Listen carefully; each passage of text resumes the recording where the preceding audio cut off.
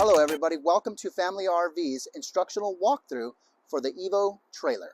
So one of the first things you're going to want to do when you detach your truck from the trailer is you're going to want to level the front and rear of the trailer. And how you're going to do that is in the front of the trailer by the A-frame, you're going to have a button right here that says extend and retract. So you're going to kind of just look at the side or put a level on the floor inside of the travel trailer to determine whether it's level from front to back. And then you'll simply adjust the trailer down, or you're going to extend it up, whichever you need to do to level it. So it should look something like this on the side of the trailer if you back up right over here. Once your travel trailer is leveled from front to rear, you're going to want to come over here to the passenger side of the travel trailer, and you're going to see a button that says extend and retract. Right now we're going to go ahead and extend the stabilizing jacks down. Now remember, these are only stabilizing jacks. They are not hydraulic jacks to lift up the coach. We're just going to set them down on the ground and we'll make it nice and snug. And once you hear no sound, you're going to stop right there. Now this button right here will control the true stabilizing jacks in the front. There's two, one on the passenger side and one on the driver's side. This button will control both of them and they'll go down together. There's another button to the rear of the travel trailer, which is going to be back over here. Same thing, extend and retract. We're going to go ahead and hit the extend button to put down our stabilizing jacks. Now you can put some blocks under there if you choose to. If you're on really soft ground, you could put some 2x6s or some kind of piece of wood on the underneath the foot of the jack. All right, now let's go to the rear real quick and we're going to see what those jacks look like deployed. Those are the two jacks, and that's how they should sit after you've leveled it from front to back. You put the stabilizing jacks and you're good to go right there. Next, we're going to show you the basic hookups on how to hook up your electrical, your sewer, and your water hose. Okay, we're going to be hooking up the electrical, sewer hose, and water hose. This is our electrical, this is our sewer hose, and that is our water hose with our water pressure regulator. Now everything should be located on the driver's side of the travel trailer. This specific coach is a 30 amp coach. You're going to simply take this end of the plug, lift up this square right here. You're going to put this in there, twist it to lock it, and then you could thread that on nice and easy, snug. Next, you will get this end of the plug, 30 amp, and you will plug it into your campsite's 30 amp plug. Remember to turn on the breakers at the campsite or you will get no power. One way to find out that you're getting power, go inside the coach, take a look at the microwave. If the microwave lights are on, that's kind of a signal that you're getting power. Now, if you're plugged in at a house or you don't have 30 amp, one of these 30 to 15 amp adapters will be supplied for you. You're going to simply attach this plug right here, and this allows you to plug into a 15 amp or a household plug. Okay, next we're going to move on to the water hose. You're going to take this end of the water hose. You're going to look for the label that says City Water Connection. That's City Water Connection. You're going to get this end right here, and you're going to thread it on just like that. Nice and tight, hand tightened, like so. Then you're going to take the other end of the water hose, which you're going to have a water pressure regulator. This brass piece right here is called a water pressure regulator. This piece needs to be on the hose when you hook up to the spigot, a water spigot. You're going to simply just thread this on, turn the water on the spigot, and now this is going to be your water supply. This is for if you're hooked up long-term at a house or if you're hooked up at a campsite with full hookups. If you do not have any water supply or you're dry camping, you will not need this water hose at all. You will have a what's called a fresh water tank, and I'll show you where to fill that up just a bit. Okay, next we're going to be hooking up the sewer hose, and that's going to be located right here. Now this looks like a lot of stuff. So you're going to have two handles. One's going to be a black One's going to be a gray. The smaller one is the gray. That is for your shower and your sink water. That's where all the drain water is going to go. This black one right here is going to be for the toilet waste. That's where this is a black tank, and that's where all the waste goes, okay? Now, when you get to your campsite, if you have hookups, make sure these are closed. Never open them at all unless you have a sewer hose connected to properly. Now, this is a brand new coach, so you'll see me without gloves. In your case, always have rubber latex gloves before handling all this stuff. Like I said, right now, this is all new, so you'll see I don't have gloves, but you should always have gloves. We're going to simply twist this off like so. You're going to hook up your sewer hose and twist lock it like that. Make sure it's on. The other end is going to have an elbow on it, which is going to be a 90-degree clear elbow. This is going to go into the ground at the campsite. There should be a little hole. Now you will notice that this has threads on it. Some of the campsites have threads on their sewer exit. So you can go ahead and go like this and twist it on so it doesn't move or pop off. Stick this into the ground like so. Now when you have your sewer hose connected and you're at a campsite, you're going to want to leave this valve closed and this valve closed. The reason is these are gravity-fed tanks. They need to fill up, and pressure pushes everything out once it is full. Now, once it is full, your tank levels will read 1/3, 2/3, or full. Once that is full, you're going to simply come out here and just pull that black valve, and all the waste is going to come out. You're going to see the waste coming out through this clear elbow right here. Once you stop seeing that the liquid is out, you can go ahead and pull the gray valve. Now the gray valve is the shower and sink water. It's going to help rinse out the hose from the black water. You can actually close this while you're rinsing this out right here because the black's already empty. Okay. Once that's done, you're going to go ahead and close it again. Now they're both closed until the next tanks get full. Now on the passenger side of the coach, and it can be in various different positions if you're depending on what model of coach you're in. This is called a freshwater connection. Now you're really not going to connect nothing to this. You're going to simply pull this cap off, and you're going to stick the water hose in just like that. You're going to hold it, and you're going to turn on the water faucet. What you're going to do is you're going to fill up your fresh water tank. Now this fresh water will be used if you do not have access to a city water connection, or if you're not at a campsite. This is going to be your water supply, and this is how you fill up your water supply for your onboard reservoir. Now that we've leveled our coach from front to back, put down our stabilizing jacks, and we've hooked up our electrical, sewer, and water, we're going to come inside the coach, and this specific coach has 2 locks, 1 and 2. Now, one key, which is the purple key, will be used for both locks. One is a deadbolt, and one is a regular lock. Be gentle with the keys because they can break. Let's open up the coach. We're going to open the door all the way. It's a friction hinge door, so there's not going to be any stopper. It'll just stop like that. We're going to put down these stairs. See this blue thing? You're going to pull it this way, and you're going to gently pull the stairs down.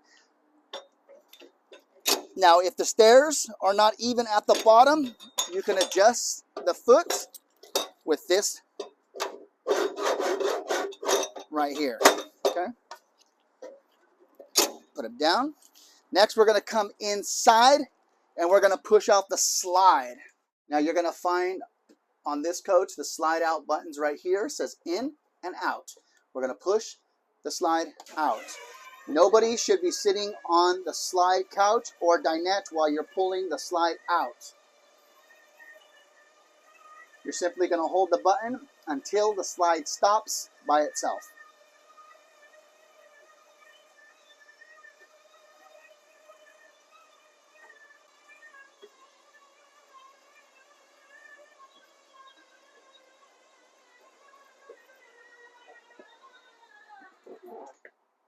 Okay. Now on this panel right here, this is the slide out, in and out button, and you might have one of these right here that says dimmer. Now this is how you control the lights. There's a little dot right there. You simply put your finger over it and the lights should go off just like so. Push the little dot again and the lights can go on. Now there's various different light switches throughout the coach, so you'll just see the buttons usually anywhere you see a black button, or you can just push the light. There's a button on the light. Next we have an awning extend and retract button right here. We're going to go ahead and extend this real quick. Make sure that this door is closed halfway. Make sure it's not going to hit the door. All right, we're going to extend the awning out until we see a flap. Remember, these awnings are not windproof, and they're certainly not rainproof. Too much water on them can collapse it and can damage it. The number one thing to damage awnings is trees when you are driving. Be very careful of any kind of tree branches or low branches in your neighborhood or on the streets, as they can damage the awning fabric. Let's backtrack it a little bit till we see the flap. There's the flap. This is what it looks like with the awning fully extended. The flap is coming back towards the travel trailer like so. Hold the button down until the awning stops by itself.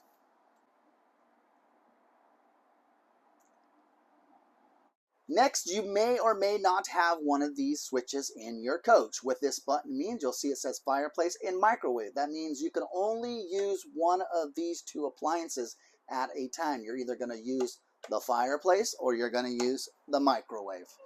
All right, this little control panel right here is going to tell you the levels of your tank, and it has your water pump, water heater, and there's some light switches right here. Now, if you press the battery, it'll tell you how much battery life you have, which is low, full, good, or charged.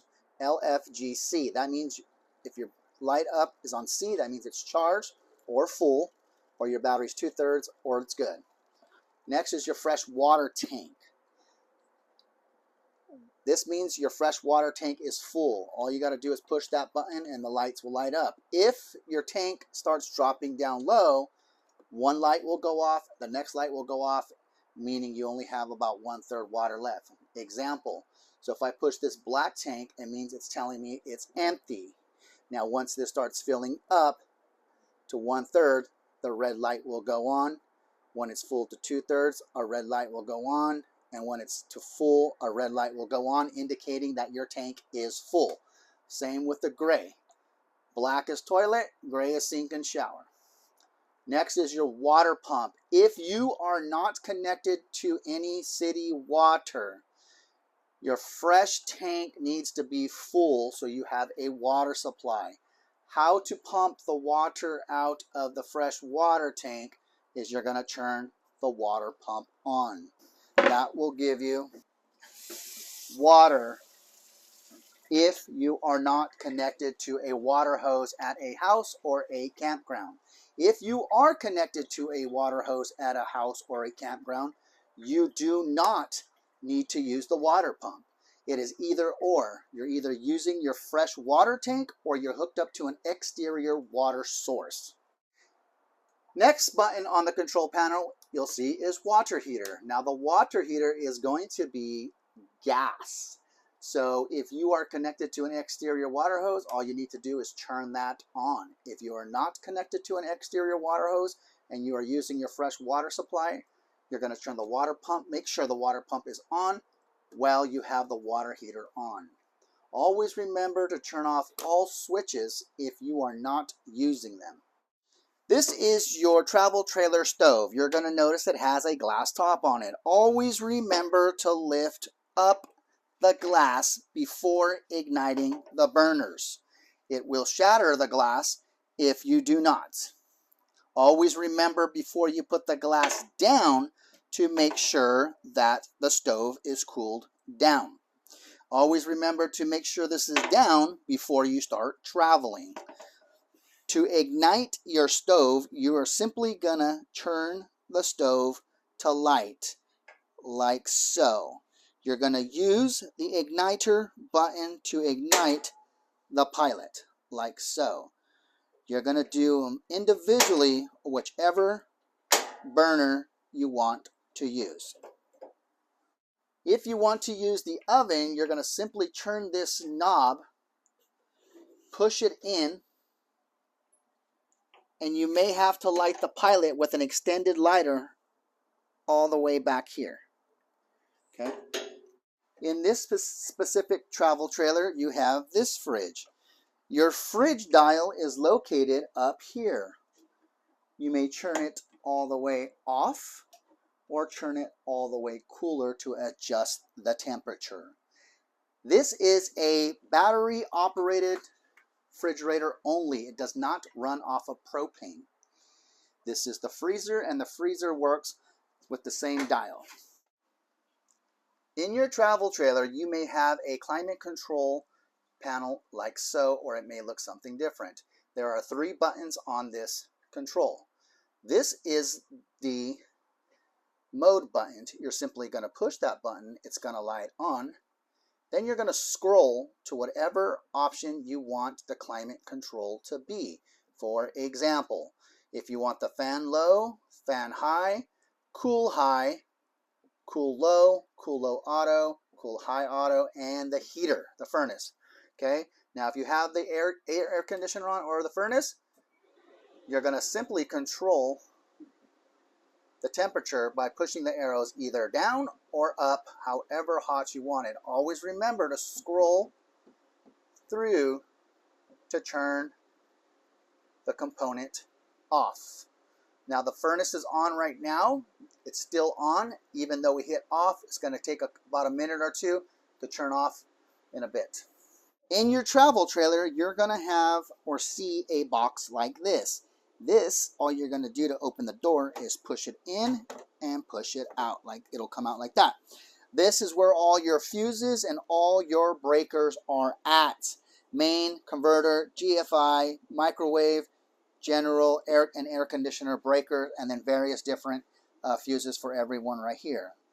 Usually a red light will go on if one of the fuses are blown out, so it can tell you which fuse is blown out, so you can change it out quickly. Anytime a component goes off, maybe trips a breaker or something like that, just come over here, turn it back on, and close it like that.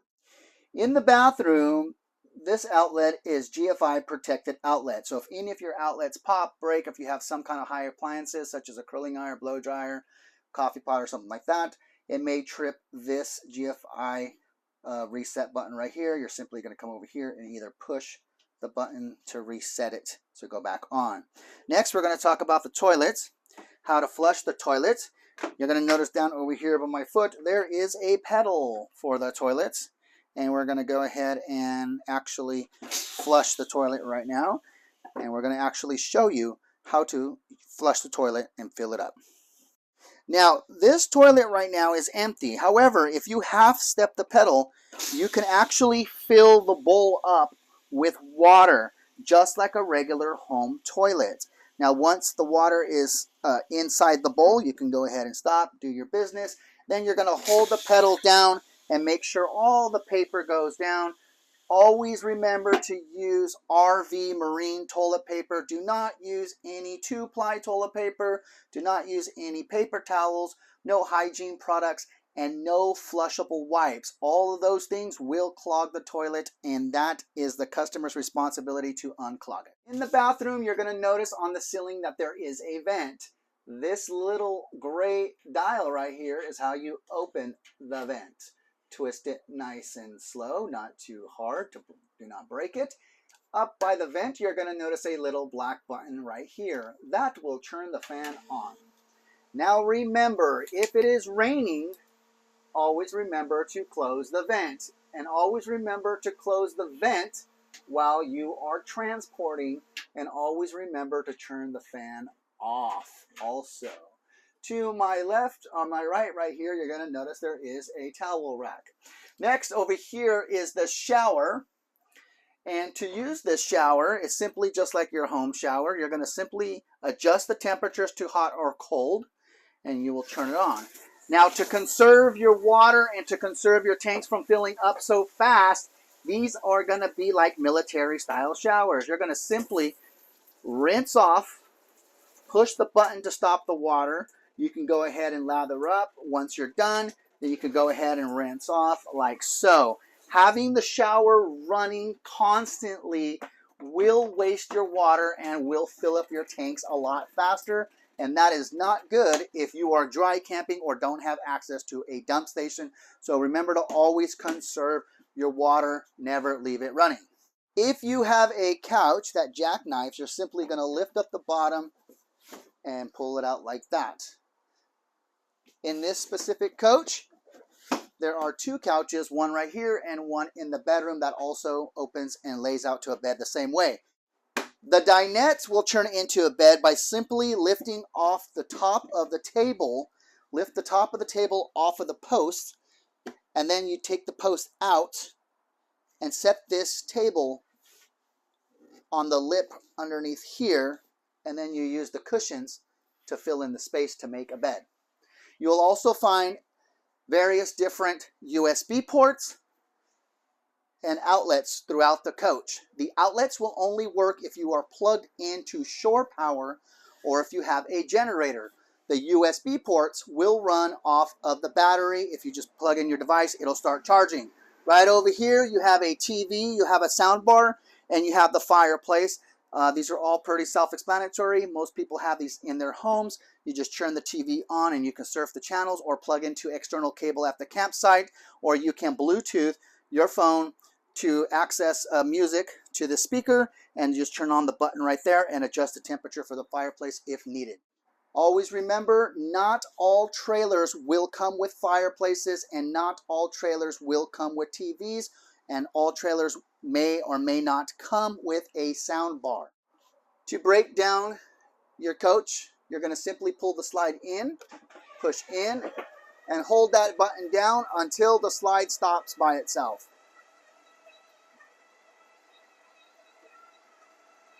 Now that we pulled in the slide, we're going to go ahead and lift up the stairs. We're going to make sure that this door is open like so. Lift up the stairs and gently lock it into place. Then we're going to close the door and we're going to lock it before transport with the purple key. Lock 1, lock 2. Next, we're going to pull the stabilizing jacks up. Do not lift the coach up from the front jack while the stabilizers are down. You have to lift up the stabilizers before you can do any movement up front. So all we're going to do is push the retract button and the jacks are going to go up by themselves. You're going to hold it until the jacks stop.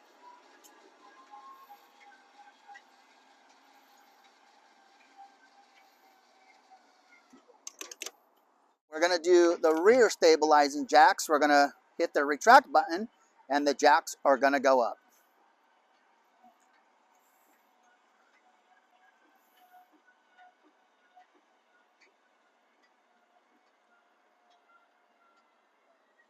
Now that we've closed the slide and we lift up the stabilizing jacks, always remember to disconnect your electrical, always remember to disconnect your water hose, and always remember to disconnect your sewer hose and put the cap back on.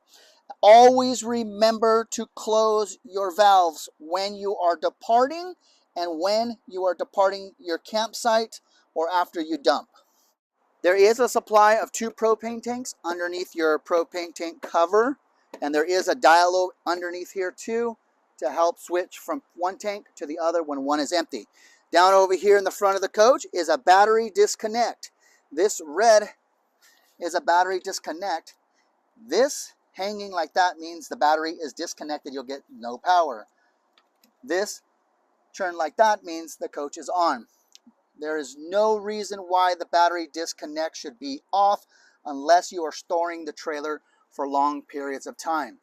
If the battery disconnect is off and you're plugged in, your battery will not charge. So this needs to be on at all times. Thank you for watching Family RV's instructional video on the EVO trailer. We are located at 7900 Arroyo Circle down in Gilroy, California, 95020, or you can give us a call at 408-612-4700 for all your rental, service, sales, and bodywork needs.